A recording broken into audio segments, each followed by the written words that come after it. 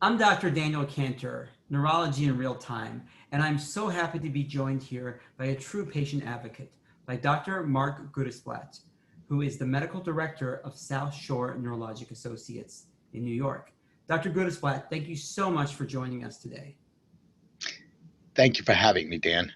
We're talking about a topic that people with multiple sclerosis know about, but they might not verbalize it, which is there's something about the way we measure neurological problems, specifically MS, but other ones as well, where there's a mismatch. Doctors are looking at funny testing. They have us, they have patients stick out their finger, touch their nose, jump on one foot, but yet those aren't the things that are affecting people day to day. What are we doing wrong in healthcare? And then I'm going to ask you what we can do better. So what are we doing wrong about measuring MS and other neurological disorders? Well, there's so much that we do well, and there's so much that we could do better, and there's so much that we do that's relegated to a bygone era. When neurologists who were our forebears, Charcot and people like that, when they had no tools, they only had their observation, and they developed or crafted an examination that could be reproduced and could be used as a universal language for doctors to try to understand impact of disease. So what we've done wrong is we've not evolved. We've not evolved the best that we can do. And the fact is, asking someone to open and close your hands like this is not a true measure of their manual dexterity. Having us watch them walk down the hallway is not a true measure of how they walk in the real world. And having a conversation with someone and asking them some simple questions, such as, who's the president? That doesn't necessarily tell us how they think. And in fact, think about how silly this is. Neurologists ask someone with a dementia disorder, whether it's Alzheimer's or any other cognitively impairing disorder, and we ask them, how's your memory? That's not very insightful for people who consider themselves highly educated. So the fact is, we have to understand that whether it's vision, walking, manual dexterity, and thinking, that we have to do better by measuring their performance. And literally, I do mean quantifying their performance and measuring how they perform manual dexterity, or how they walk, or how they think. And we can't use one measure, because any system, be it thinking or walking, is predicated on many different networks or adaptive or collaborative strategies. And as a disease impacts these functional systems, that if we're able to compensate, we're still able to perform. We're able to perform adequately in real world, real life. So we can fool the neurologist by being able to do something, or our perception of being able to do something, when the disease is causing a problem. For example, the multiple sclerosis question, when you say, how does the MRI relate to the exam? And everybody knows well that there's a dissociation, the paradox between the exam and the MRI. Well, maybe there isn't such a great paradox. Maybe we're relying on tools that are too insensitive, too limited in their dimensionality. They're not quantitative. And the fact is, if we can do better, then we can have better insight to disease impact or disease change. Mark, this is really important what you're saying here. You're saying that maybe the disconnection that we've all heard about between how a person's exam looks in multiple sclerosis and how their MRI looks, and frankly, the way we usually blame it, we blame the MRI. What you're saying is maybe we should be blaming the tools that we're using to measure how they're doing from an MS point of view. The tools we're using, many of them are 19th century tools. They were amazing at the time, and there's so much you can find out from a reflex hammer, you can find out from having someone walk on a line, but we have better tools than that now. We have this modern technology of an MRI. Maybe we should modernize how we're getting that physical examination as well. I think that's exactly correct. I think it's a combination of, the MRI is great technology, but it still relies on the reader's interpretation. The physical exam relies on the examiner's degree of expertise and interpretation. And to make matters worse, it also relies on our ability to translate that into documentation in the electronic medical record and appreciate the subtle changes so we can do better. We have better digital technology. As you know, I'm a big fan of that. But some people might be listening to this, and either people with a neurological disorder, multiple sclerosis, Parkinson's, Huntington's, ALS, anything, and doctors might be listening to this, and the doctors might be saying, wait a second, are you saying that we can be replaced by a computer? That a computer can then go and measure how a person's doing? Don't we need that skilled person, a neurologist, to actually make that interpretation?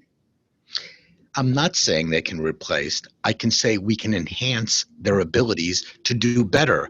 We want to enhance your decision making. We want to enhance your ability to appreciate disease impact, to increase awareness of how a disease is changing and what someone's needs might be, or enhance your appreciation of what their needs might be in 3 weeks or 6 months or a year. Because we've all faced the situation of the difficult patient. The difficult patient is not a difficult patient. The difficult patient is they have achieved or they have progressed to have problems that they don't want. They're unanticipated, unwanted, unexpected, and they're causing a great deal of stress on them. And the fact is, they didn't want them, they didn't ask for them, but they got them. And we failed because we didn't anticipate and prepare them for it. And so the fact is, we can enhance our decision making, and we can then give people literally patient-centric, objective information to improve our decision making as to what their needs might be. And this is appropriate care. So you need the doctor to put that all together. It's not just a computer telling you, but it can help us sharpen our focus. It enhances our appreciation. I mean, the question to ask is, you're sailing a boat. The further you go, the more from where you start, the further distance from where you start to where you go. If you're using a sextant, the horizon, the sun, the moon, the stars, the greater the possibility of error. However, if you're using 7-satellite GPS, your ability to calculate where you are, appreciate, and now you also know the tides and you also know the winds. Well, as a sailor, you can make a better plan to how to get to where you want and be safer and avoid any unnecessary obstacles or barriers to where you want to go. In healthcare, we can do the same. What can people do nowadays? Not just looking for the future, and research might be leaning towards this. If a person with a neurological disorder or a doctor is watching this, what can they do nowadays to do better? Well, for example, multiple sclerosis impairs cognition. It's not just plaques causing physical problems, walking, balance, vision. You poke enough holes in that big brain network, you will have thinking and decision making. The neurologist's insight into identifying whether someone has impairment is literally as good as a coin toss. Somewhat embarrassing, but that's the truth. That's the ugly truth.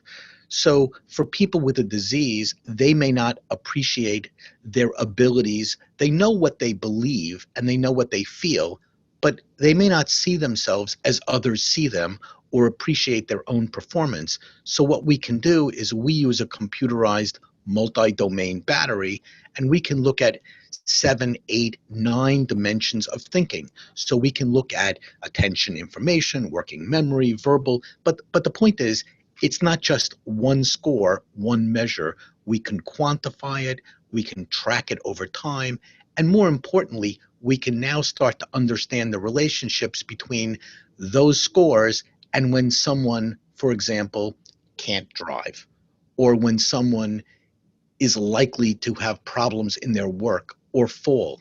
And the best part about that is it's not just dependent upon the examiner's perception, it's patient performance. It's not my impression.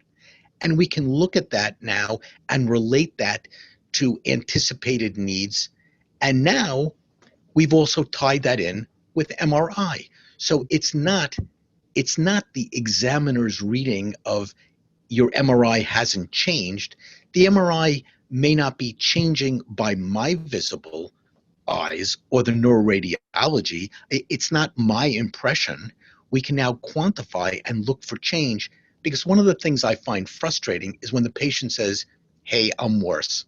And I say, "Well, your exam isn't worse or your MRI isn't worse. So therefore, either you're not worse or your perceptions are off." So if we could measure these things, we can. Or you're wrong as the neurologist, the patient's right. And That's correct. No, but we listen to a lot of people. One of the most frustrating things that people with a neurological issue or with multiple sclerosis say is they tell their doctor they're not doing better. They say, "I'm doing worse." And the doctor says, "Well, your MRI is fine. See you next time." That the neurologist is right within their ability and their own perceptions. We're using archaic tools, and the answer is we have to do better. We can do better. We must do better. And so with enhanced information, you can do better. Look, in the days where the doctor would put their ear to someone's chest to listen, they thought the stethoscope would damage the doctor-patient relationship. Well, it only enhanced it. It's the sign of the doctor, the stethoscope. Now, if I went to the cardiologist, and in fact, I've had this experience where the cardiologist had the stethoscope around his neck, not in his ears, and he put it on my chest. I knew he wasn't listening, and he said, "By the way, no matter what I hear, you need an echocardiogram and a stress test." And we both shared a laugh, because the answer was, he's right. He couldn't tell if my ejection fraction has changed or I have coronary artery disease. Now, imagine the neurologist saying, "How's your memory?" Well, imagine the cardiologist saying to me, "How's your coronary artery disease?" Well, damn it, give me a stress test. I expect him to do a stress test.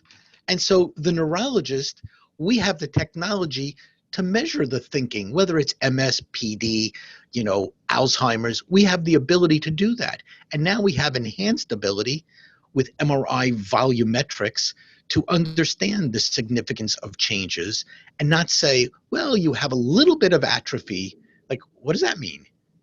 I'm a little bald. I mean, have I gotten, Dan, you've known me a long time. Have I gotten any bolder? Could you tell I'm grayer? I mean, I expect measurements. Well, I actually don't expect you to measure that on me, and I expect you to tell me I'm not any grayer or older. Absolutely, you look great. Thank you so much for describing this. What you're really talking about are there's three main things that we think about as a neurologist. We think about a person's history, we think about their physical examination, and then we think about our testing. So we can do better in terms of our history. We can do patient-reported outcomes. We can do other more objective ways of measuring things that are standardized. We can do better in terms of our examination, and we've spent time talking about that. And we can do better in terms of our actual testing. So for example, our MRIs, instead of just being based on the eyes of the radiologist, they're also based more on quantitative measures. And we're using things like artificial intelligence and other ways of measuring that. This is an exciting time for neurology. It's an exciting time, more importantly, for patients with neurological disorders. Dr. Gudesblatt, I want to thank you so much for joining us today. And I want to thank all of you for joining us at home. Thank you for the opportunity.